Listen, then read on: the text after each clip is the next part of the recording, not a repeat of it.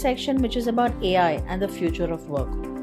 AI is transforming every workplace. I'm sure all of us know that today. How do you see the relationship between technology and emotional intelligence evolving in the years ahead? Very interesting question. When we talk about AI in future also, if we go to see, it is going to reduce the repetitive works. It's not going to completely replace people. That is first. Second thing, when we talk about AI is such a thing that it will be throughout, and it will be a skill which will definitely be required, because we are going to work with people. Though AI is there, but AI is only going to take part of your repetitive works. Correct. Which are very very small type of works which an organization, but those certain decisions to be taken, communication and those kind of skills are going to be done by people only. Absolutely. So AI will be required, and AI will be throughout, whether AI is there or AI is not there. AI skills are going to be with people, because throughout we are going to work with people only. Right. And that is something technology cannot replace. No one can replace. Everyone has a different EQ. Everyone has a different people are unique. Absolutely. Amazingly and well answered. How do you see AI replacing jobs today? Or do you see that happening? Or simply changing the way people work? As I said, AI will be used only for repetitive and those kind of works which are very very small, and it can, but the overall, if you go to see AI impact on the overall people, what I assume is it will be very less, because the key roles which are played in terms of decision making, or in terms of relationship building, or in terms of communication, those works are going to be done by people only.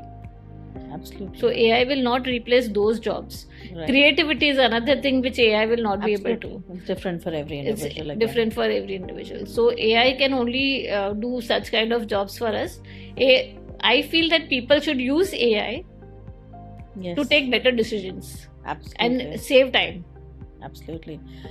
So what do you think organizations should start doing today to prepare their people, not just for their technology bit, but for an AI-driven future? Organizations should start bringing awareness among people, educate their team people for this AI-driven because they need to educate their people in terms of, there are so many software, so many AIs every day coming inside the market. Absolutely. So people should be basically that bringing awareness, communicating to people, and making them comfortable to accept those change is very important for the company. Right. So again, so training, learning interventions. Yes, learning interventions is important. Yeah. Excellent. Great. Let's look at things 5 years from now. What qualities do you think will define successful leaders? As I said, one will be emotional dynamism. Right. Which is again adapting to the future. Emotional management. Then communication. Very important. Developing trust in their team members, because trust is such a factor that it is going to remain, whatever changes. It's a make or break thing. Right. Yeah. So I think these are the things which will 5 years down the line, which is the need of have successful leaders. Successful Great. If you could paint a picture of a future workplace, what would it look like?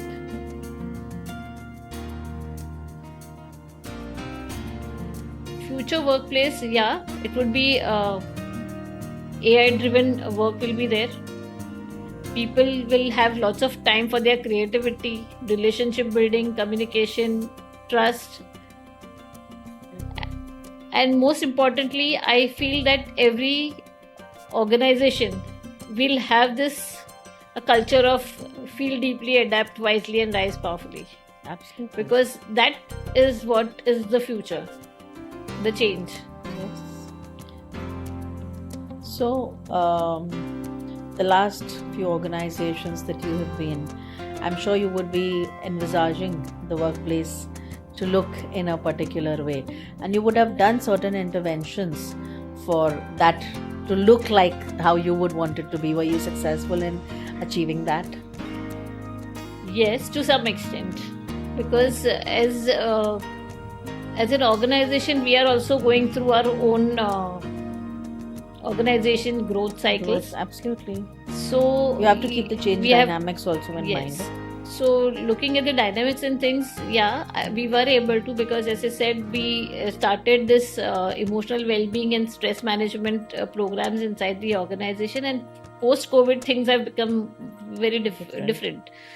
So that is one initiative which I took up at all the organizations specifically. Wow. Second thing, what we did is we started becoming more closer to people, because I personally feel, I have always felt that if people are able to approach HR may be a L&D person or an HR professional, if people are able to approach HR, things are different. Absolutely. Unlike a few organizations where there is a lack of communication, trust, transparency from few HRs, you see it in the cultures burnouts, yes, and the things that we just spoke of in the previous segment. That is highly visible as well, unlike what you wouldn't want to see in any job culture. Amazing. Thank you once again for enlightening in all our sections. We're moving to the most interesting round, which we love, which is the rapid fire round with you. We want quick 1-2 word answers from you on this. A book that changed everything you're thinking. Primal Leadership. Amazing. It's by Dr. Richard Boyce, Daniel Goleman, and Annie Mackey. It's a book which talks about the need of the leadership, where emotional intelligence has been introduced in that. Wow, great. One leader you admire the most? Marshall Goldsmith. Great. And I was, because of his humility, and I really appreciated him, because I was a first time author, and I never imagined that he would recognize my work. Wow, that's really so I really respect that, because it was a dream come true. Believe me, it was a dream come true, because I used to read a lot of books about Marshall Goldsmith, and I loved his book, From Where You Are to Where You Want to Go. Correct. What got you here? What brought you here won't get you there. Yeah. So that was a book which I read at the starting of my career. Wow. And I really felt very respectful, you can say, very happy when those learnings were there at the start of your career. Of my career. Great. Online learning or classroom learning? Both are important. Both are important, because online gives you knowledge, and that explains you about the behavior. Right. I think classroom gives you most of the real life examples and practice. And it helps you to understand behavior of people also very fast. Absolutely, which you probably miss a little bit in online learning. Coffee or tea? Tea. One skill you are currently learning? I'm learning neuroscience these days. Wow. Because as I said that the book itself talks about NLP, but neuroscience is a thing which, every day it keeps on changing. As I'm working more on the emotion part, thoughts are important. So neuroscience is one skill which I am learning. Amazing. Great. AI tool that you use the most? All the LLMs, you can say, more for the research work. Okay. And making, as I said, it helps you to take decisions faster. Absolutely. Great. One habit that's helped your career? One habit that helped my career. My perseverance, my adaptability to things faster, and my resilience skills. Amazing. Great. Best career advice you've ever received?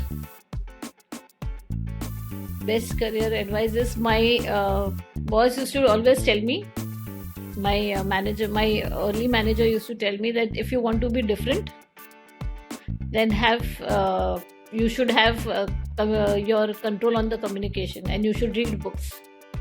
And from that day onwards, I started reading books, Wow. And now you've written a book. I've written a book. Yeah. You're an author now. So So that much that- of reading and experience has made you also write a book. Yeah.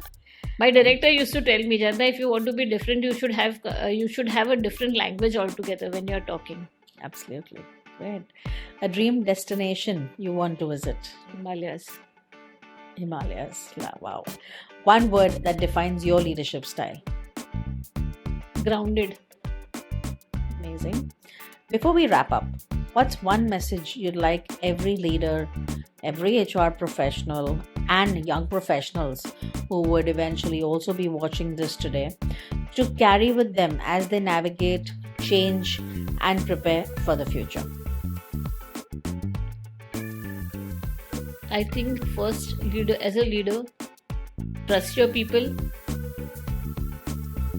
talk to them, understand them, help them to grow, and also I would close this with my punchline, which is feel deeply, adapt wisely, and rise powerfully. Wow, amazing. Thank you so much, everyone, for joining us and watching the episode with Dr. Jharna Pandya. Thank you once again, Jharna, Thank you for Poonam. coming with us and being with us on this L&D episode. We're really glad that we could get this time from you today. Thank you, Poonam, for Thank inviting you, me. and all the best. Thank you to the entire May you write team. many more books, and we'll keep praying for that. Thank you very much. All the best. Thank you. Thank you. Thanks. Thank you.